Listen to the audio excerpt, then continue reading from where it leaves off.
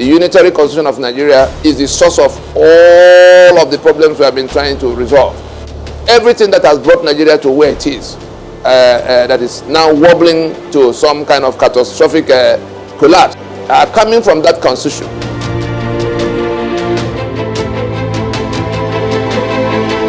All the contents of the treasury, the principles for managing the resources, so that's the custodians of the treasury, the custodians of power in Nigeria are not to be accountable to the populace for the contents of the treasury.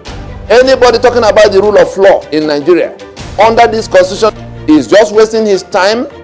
All atrocities committed in the name of government were put beyond the reach of the court to probe into. These same principles have matured into express provisions that became the quota system. They call it federal character.